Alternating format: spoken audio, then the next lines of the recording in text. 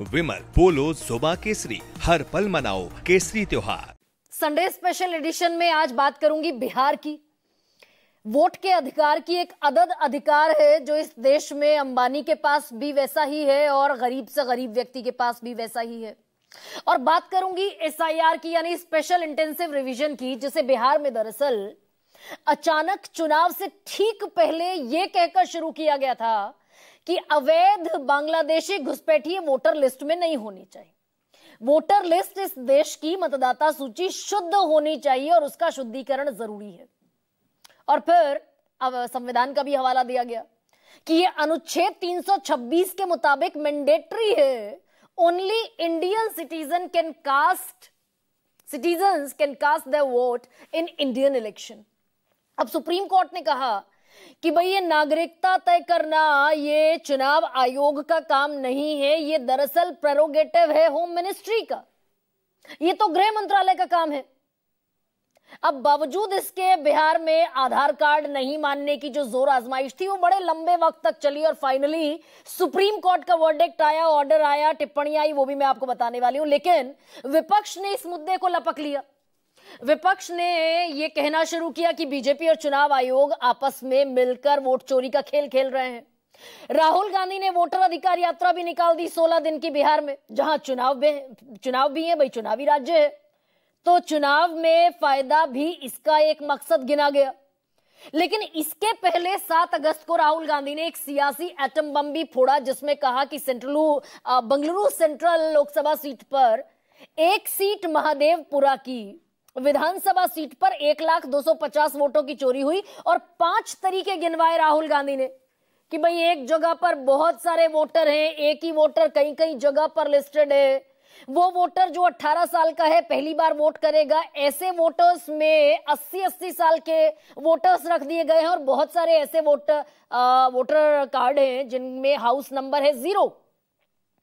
अब दरअसल इस पर सुप्रीम कोर्ट की कई हियरिंग्स हुई, क्योंकि बहुत सारी याचिकाएं सुप्रीम कोर्ट में दाखिल हुई और सुप्रीम कोर्ट ने जो बहुत महत्वपूर्ण चीजें कही, सुप्रीम कोर्ट ने कहा कि भाई आधार कार्ड को पहचान के रूप में मान्यता आप क्यों नहीं देते। तो सुप्रीम कोर्ट में ईसी के वकीलों ने कहा कि आरपी एक्ट जो पीपल रिप्रेजेंटेशन एक्ट है उसमें नागरिकता का भी प्रावधान है। सुप्रीम कोर्ट ने कहा यह गृह मंत्रालय का काम है, आप उसमें मत जाइए। ईसी के इलेक्शन कमीशन के वकील ने सुप्रीम कोर्ट में कहा कि ईसी के पास वोटर लिस्ट में संशोधन का अधिकार अगर नहीं है तो फिर किसके पास है। सुप्रीम कोर्ट ने कहा कि प्रक्रिया में दरअसल समस्या नहीं है, आपकी टाइमिंग में समस्या है और आप ना आधार कार्ड मानते हुए नजर आ रहे हैं, ना वोटर आईडी कार्ड जो आपका खुद का अलॉट किया हुआ एक डॉक्यूमेंट है, और ना राशन कार्ड मान रहे हैं। दरअसल राशन कार्ड को लेकर तो यह हवाला दिया गया कि सैचुरेशन बहुत ज्यादा है, 100% जनता में 100% आधार कार्ड हो सकते हैं ज्यादा से ज्यादा, और बिहार में बने हुए हैं 128% तक, 126% तक, यानी आधार कार्ड ड्यूप्लीकेशन का खतरा है, इसलिए आधार कार्ड मान्य नहीं है, चुनाव आयोग ने कहा। सुप्रीम कोर्ट ने अगली हियरिंग में कहा कि आधार कार्ड मानना पड़ेगा, आधार कार्ड जरूरी है। और अलावा इसके जो चुनाव आयोग भाई बार बार पारदर्शिता का हवाला दिया जा रहा था, उसी पारदर्शिता का हवाला देकर 65 लाख उन लोगों के नाम बताने को चुनाव आयोग राजी नहीं था जिनके नाम काट दिए गए। 22 लाख मृत लोग बताए गए, 36 लाख वो बताए गए जो दरअसल परमानेंटली शिफ्ट हो गए, और 7 लाख ऐसे जो 2 जगह लिस्टेड थे। चुनाव आयोग ट्रांसपेरेंसी का इधर हवाला देता था, दूसरी तरफ सुप्रीम कोर्ट में मना कर दिया। हम बाध्य ही नहीं है और ना ही हमने ऐसा कोई प्रोसेस रखा है जिसके आधार पर ये सारी चीजें पता की जा सके। सुप्रीम कोर्ट ने कहा यह भी बताना पड़ेगा, और उसके बाद फिर ऑर्डर जारी हुए कि आपको बूथ वाइज सारा डेटा देना पड़ेगा, एपिक नंबर देना पड़ेगा, जिन लोगों के नाम कटे उनका कारण भी बताना पड़ेगा कि ये मृत हैं और ये शिफ्टेड हैं और ये 2 जगह लिस्टेड है।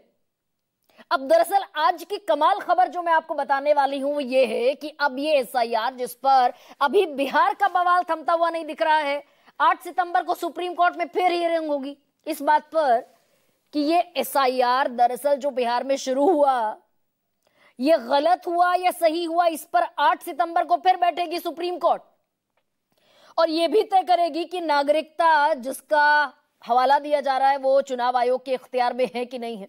यह भी तय होगा।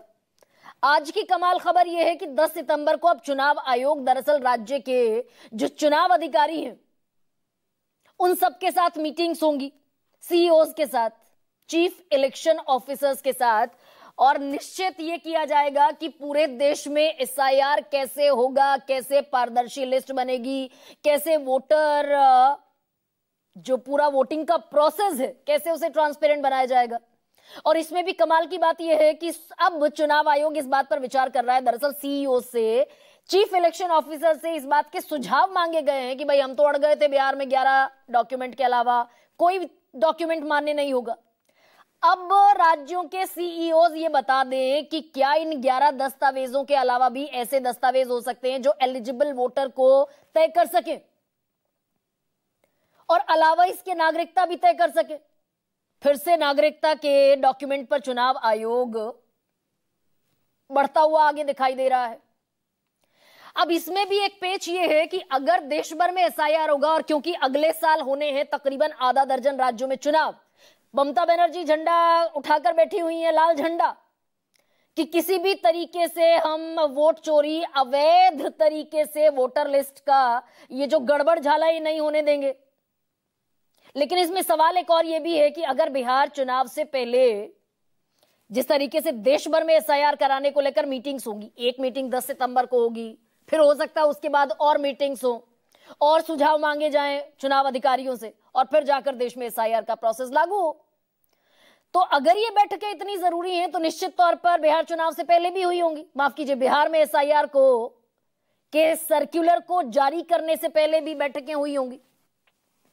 अब आप कहेंगे कि ये तो बड़ा सामान्य सा सवाल है, बैठकें हुई होंगी, फाइल्स बनी होंगी, पूरा प्रोसेस बताया गया होगा, और उसके बाद वो सर्कुलर जो 24 जून को जारी हुआ वो हुआ होगा। लेकिन ये खबर मैंने आपको पहले भी बताई है, और आज ये खबर इसलिए मौजूद हो जाती है क्योंकि भाई देश भर में एसआईआर कराने से पहले बैठकें जरूरी हैं, सारा इवैल्यूएशन जरूरी है, किस किस तरह के दस्तावेज मांगे जाएंगे ये सारा बैठकों के जरिए ही तय होगा। यही जानकारी मांगी गई थी बिहार एसआईआर के बाबत, और जिसमें चुनाव आयोग ने सारे डॉक्यूमेंट्स को कह दिया नो रिकॉर्ड फाउंड। पूछा यह गया, द रिपोर्टर्स कलेक्टिव की एक आरटीआई में राइट टू इंफॉर्मेशन के तहत याचिका डाली गई कि भाई एसआईआर जो बैठकें, जिन बैठकों में एसआईआर लागू करने का निर्णय हुआ उनके रिकॉर्ड्स दिखा दीजिए। चुनाव आयोग ने कहा नो रिकॉर्ड फाउंड। एसआईआर लागू करने वाले आदेश की फाइल दिखा दीजिए। भाई इतनी गहन प्रक्रिया है, इंटेंस रिवीजन इसका नाम है, स्पेशल इंटेंसिव रिवीजन। तो फाइल बनी होगी, चुनाव आयोग ने कहा नो रिकॉर्ड फाउंड, कोई जानकारी उपलब्ध नहीं है।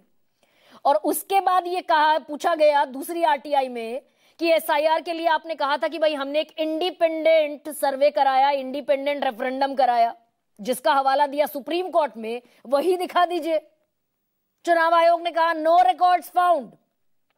और तीसरी आरटीआई में यह पूछा गया कि 2003 में जो एसआईआर हुआ था अक्रॉस द नेशन, उसमें कौन से रूल्स एंड रेगुलेशंस थे, क्या दस्तावेज मांगे गए थे, यही 11 थे, इनसे अलग थे, वो रिकॉर्ड दिखा दीजिए। तो चुनाव आयोग ने कहा कि वो भी उपलब्ध नहीं है, वो तो नहीं है। और दरअसल अब इतने संजीदा मुद्दों से इतर ये बहस आती दिख रही है बीड़ी बम पर, कि बिहारियों का अपमान हो गया, बीड़ी से तुलना कर दी, और ये केरल कांग्रेस की क्या बड़ी भूल भी साबित होने वाली है। भाई केरल कांग्रेस का ट्वीट था, बी से बीड़ी, बी से बिहार। ये पूरी कांग्रेस को और साथ साथ महागठबंधन को भी भारी पड़ने वाला है क्या? क्योंकि 2015 में सिर्फ एक शब्द भारी पड़ा था कि नीतीश कुमार के डीएनए में गड़बड़ है। प्रधानमंत्री नरेंद्र मोदी ने कहा था मुजफ्फरपुर की रैली में, ये भारी पड़ा। ऐसा ही इस बार भी दिखाई देगा क्या? गिरिराज सिंह कह रहे हैं कि कहां तो हाइड्रोजन बम फोड़ने वाले थे, कहां फोड़ दिया बीड़ी बम।